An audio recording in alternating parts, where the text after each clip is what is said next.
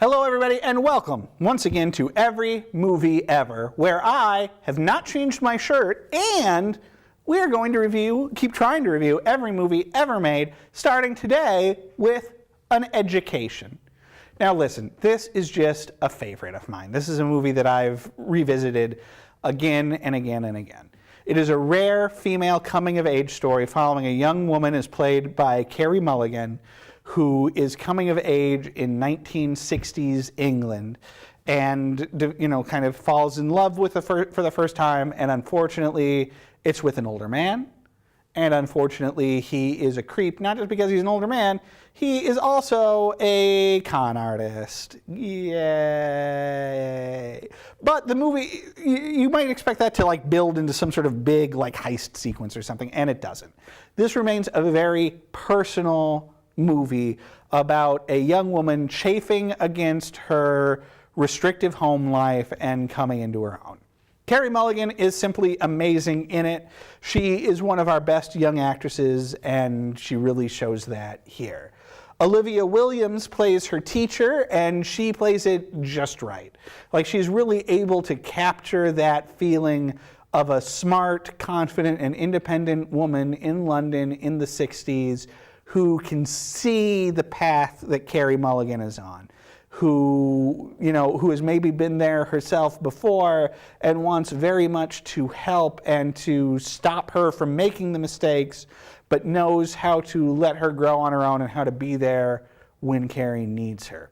Alfred Molina, Dr. Octopus, plays Carey Mulligan's father in this. He is also just tremendous. He is such a good actor, such an understated actor, and he plays that, sort of old-fashioned and, restricted-minded father very well in this movie. A man who is taken in very much by not Peter Serafinowicz. That's a different guy. But regardless, by Carey Mulligan's older boyfriend in this movie, just taken in by him completely because he's so obsessed. He's just so easily conned. And he does love his daughter, but his inability to see her for who she is and to see the world beyond his own narrow view of it is just heartbreaking. An Education is an absolutely wonderful movie. I'm sure I'll be watching it yet again. For now, 4.5 stars.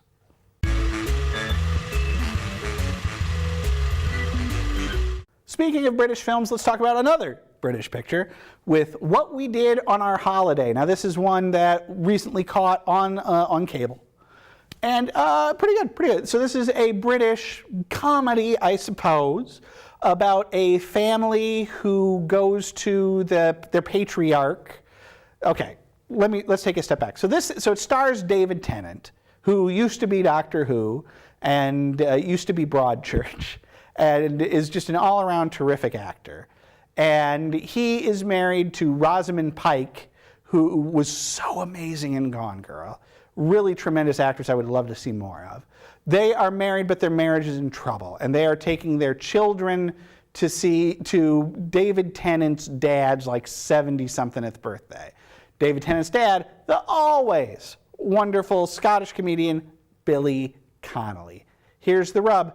Billy, he's going to die soon, and he knows it.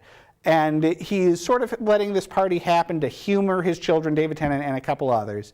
And he just wants to drive around and he wants to play with the grandchildren. He goes out to play with the grandchildren, and, spoilers, he dies. And so then the grandchildren, who are very young, try to figure out how to deal with this. And listen, Billy Connolly told the grandchildren he'd like a Viking funeral.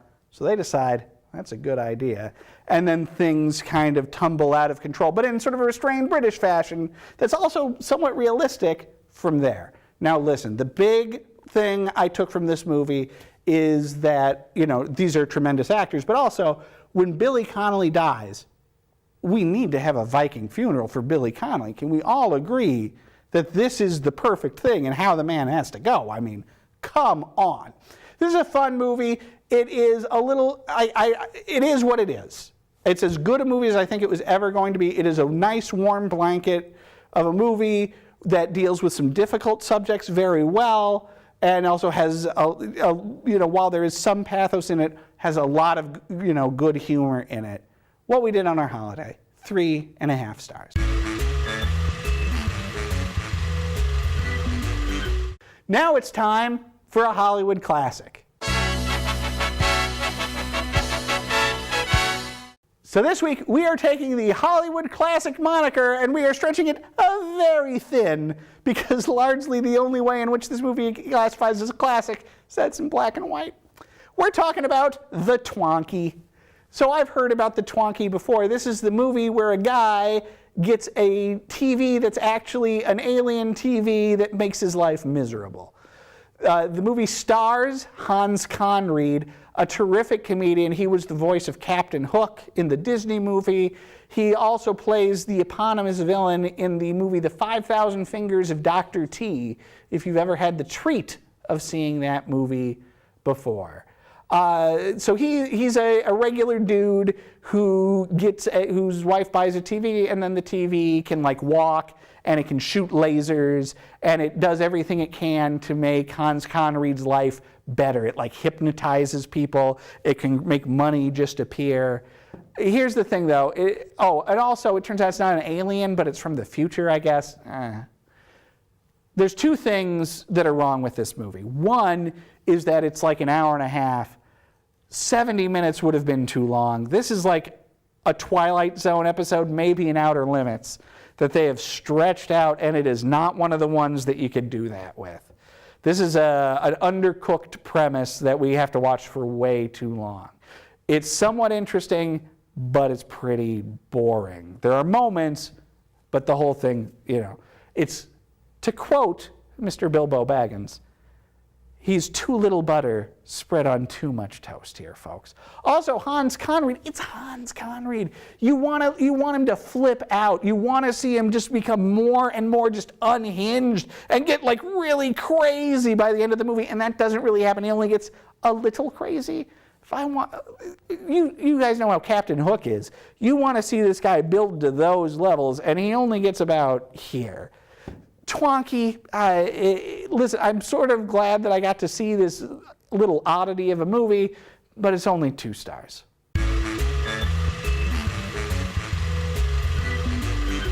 And now it's time for another Hollywood classic. So here's this one's a little bit more classic than the last one. This is Annie, Get Your Gun. Turner Classic has been playing a number of Hollywood musicals lately, and I have taken the opportunity to catch up on some that I have never seen. This is the musical about Annie Oakley. So the woman who, when the Buffalo Bill Wild West show came into her town, she decided she's a sharpshooter and she can shoot better than any man. It blows everybody away. It's terrific. She was a real person, all that. Annie, Get Your Gun, as a movie, as a musical, it's fine. I had seen this musical performed by my younger cousin's high school, God knows how many years ago. And at the time I was like, yeah, that's all right. As far as the movie version of it goes, yeah, that's all right.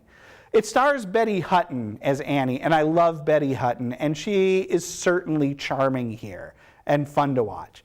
The songs are very forgettable. I don't remember any of them. The staging of things, pretty forgettable. The most exciting parts of the movie are definitely the shooting competitions, but that you're watching people shoot stuff off screen, it's all right. There's also just a little too much needs a man in this. Annie is not motivated out of, a sense of sport or competition or wanting to be the best. She is motivated in this movie very, very purely by if she shoots well enough, she can make that guy over there like her.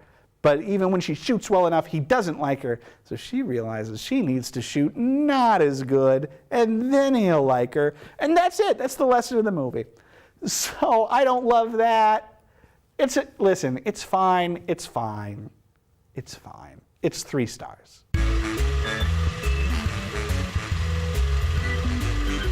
Folks, let's get an action explosion up in here.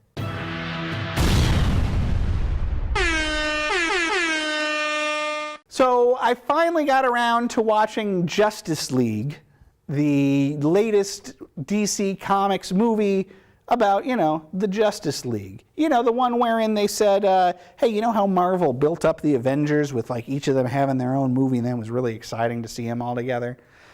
And then DC went, well, we'll have a Superman movie, and then we'll have him fight Batman, and then we'll just throw everybody else in there. Yeah, that's what Justice League is. And here's the thing. It is better than I thought it was going to be, but it is still not good. Justice League is a movie that feels like it was written by 14-year-old boys. And it's what a 14-year-old boy wants out of the Justice League. Now, to me, what makes the Justice League so great, what sets them apart from Marvel, is the sort of purity of the heroes. What makes Marvel great is that it's sort of a postmodern deconstruction of superheroics, right? Spider-Man is a superhero, but he's got a bunch of problems. And that's true of all of them, whether, it's Iron Man's hubris, or the flaws in the system that face Captain America or whatever, right? But what's great about Superman and Batman and Wonder Woman is their purity, their iconography, their archetypicalness as, these sort of epitome of superheroes. And Warner Brothers has tried so hard in these movies to dirty them up, or at least dirty up the world around them, and it's not working for me. Plus, they want everything super fast. They don't want to build a structure wherein when Thanos shows up in the 20th Marvel movie, it's enormous. They want everything now. And what you end up with is just this super dumb cacophony of a movie that features a crazy, useless, poorly rendered villain, contending against these sort of mildly funhouse mirror versions of these superheroes of the Super Friends, the superheroes we grew up with. So Aquaman is here, and he's fun, but he's weird because they took Aquaman and they said, let's make him like Thor, but you know how Thor's kind of a tongue-in-cheek parody of a bro? Let's just make it not tongue-in-cheek.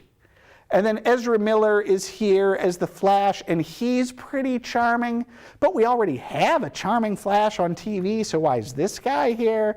And he's just hyperactive nerd turned up to 11 the whole time. There's no subtlety to him.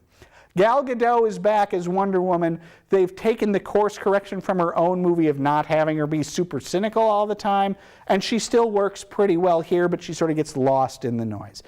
There's also some other characters, but who cares about them? Superman does come back in this thing. They have to fight him at one point. It's weird. I'm going to be honest with you. This version of Superman, the Henry Cavill Superman, has never worked for me. And then at the end of this movie, they're fighting Steppenwolf, who's the bad guy in this, and he sucks. But they're fighting him, and all of a sudden, the movie realizes that the DC Universe and the Justice League aren't about darkness, but light. And for a second, everything becomes like much more lighthearted, and Superman becomes really charming. The Henry Cavill Superman becomes really charming at the end of this. And he has this banter with the Flash that isn't like the Marvel banter, but is its own thing. And all of a sudden, for like the last 10 or 15 minutes of this movie, the clouds part. And for a moment, the movie's pretty good.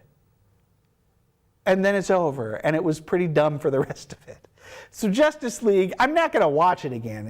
It wasn't great, but it ends with the hope that one of these movies could be pretty good. Oh, but then we found out Henry Cavill doesn't want to come back as Superman anyway. And Ben Affleck wants out. Guys, it's a mess. Justice League, 2.5 stars.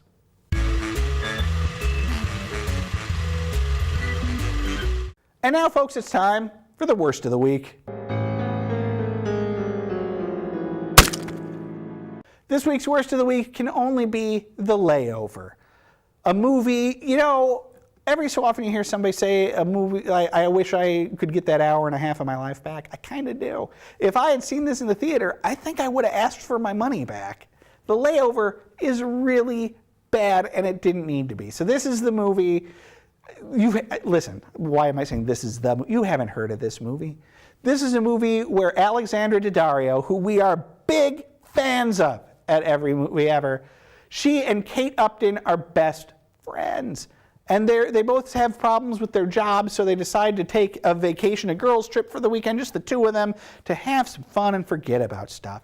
And when they're on the plane, they sit next to a hunky guy, and then they decide, oh, well, this, of course, means war. Their friendship is immediately disregarded as both women compete in an escalating series of one-upsmanship and attempts to stab each other in the back because this guy is cute.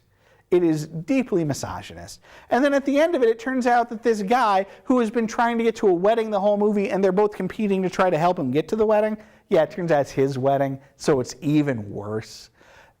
This thing, listen, gang, this movie was directed by, of all people, William H. Macy. Not known for being a director, William H. Macy, so that makes you think that he had this idea for a movie that was a passion project that he had to see get made. And it's this thing, which is a heaping pile of garbage that even if it had come out 20 or more years ago, would have felt really wrong-headed. This is a bad movie, 1 star.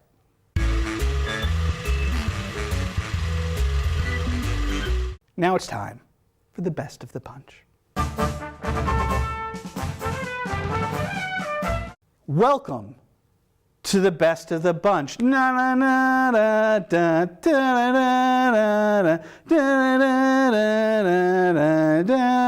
It's Jurassic Park, guys. I love Jurassic Park. Jurassic Park, if you are like me, are lucky enough to have a partner in your life, there are probably some movies that are maybe not your favorite movie, but or your spouse or partner's favorite movie, but they're kind of like they're the couple's favorite movie. Jurassic Park is one of those. We love this thing. We watch it too much. Here's the deal. Recently, the latest Jurassic Park movie came out, Fallen Kingdom. I'll review that in another episode. It sucked. But in the buildup of the press to Fallen Kingdom, NBC decided to air Jurassic Park again, which is a testament to the greatness of Jurassic Park because the networks are not in the habit of airing some old movie just randomly anymore. Not that this was random, but still, they didn't air Jurassic World. They went with the OG in Jurassic Park. So we were not really aware of this. We happened to turn the TV on. We so happened to have our TV on NBC. Jurassic Park has just started. It's the scene at the beginning where they're at the docks unloading the dinosaurs. And we had planned to watch something else. We had turned the TV on to watch something else specifically, not like, let's see what's on TV, but like we were gonna watch something. And then Jurassic Park was on, and it was just unspoken. Well, we're watching this. And because we're Americans in 2018, we went, but we're not going to watch this on NBC. We don't want to watch commercials.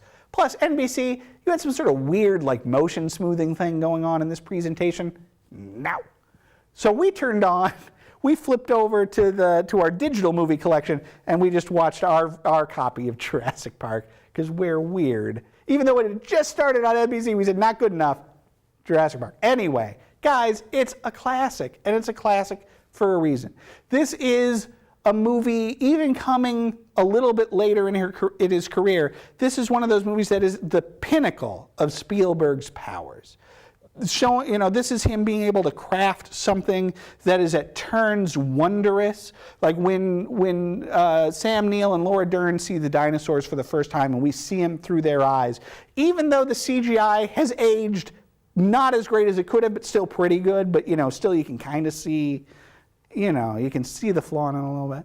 But still, when they look at that dinosaur for the first time, you do too, and it's wondrous. When Laura Dern goes to take care of that sick Triceratops, you're like, oh, poor sick Triceratops.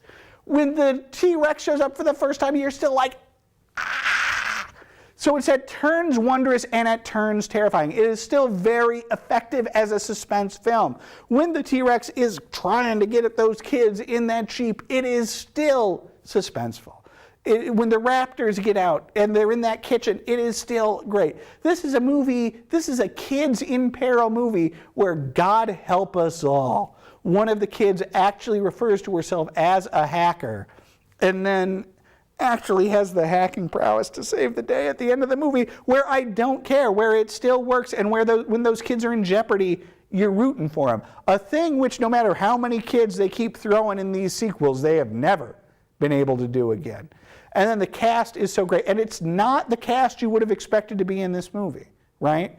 If you're releasing a big budget action movie in the earliest 90s, you wouldn't expect Sam Neill New Zealand dramatic actor Sam Neill to be the star of this.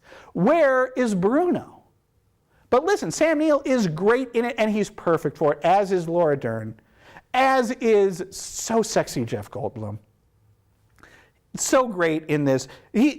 Jeff Goldblum in a performance that is as Jeff Goldblum as any performance has ever been, and yet is not somehow folding in on itself as self-parody. Samuel Jackson is in this movie, and he gets to say, "Hold on to your butts." And it's great. Jurassic Park is a tremendous movie, and if for some reason you have been wasting your time and not having rewatched Jurassic Park lately, you should. And if by some even more unfathomable reason you somehow have made it to the year of our Lord 2018, and you have never seen Jurassic Park, go watch Jurassic Park. Great movie. I'm not even 5 stars.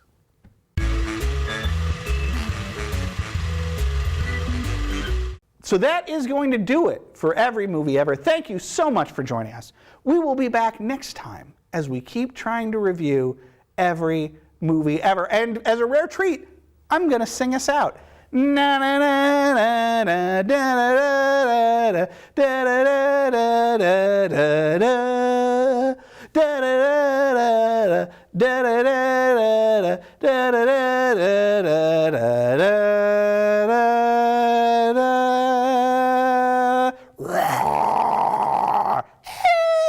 dinosaurs. And don't forget to visit our website, northmetrotv.com/everymovieever.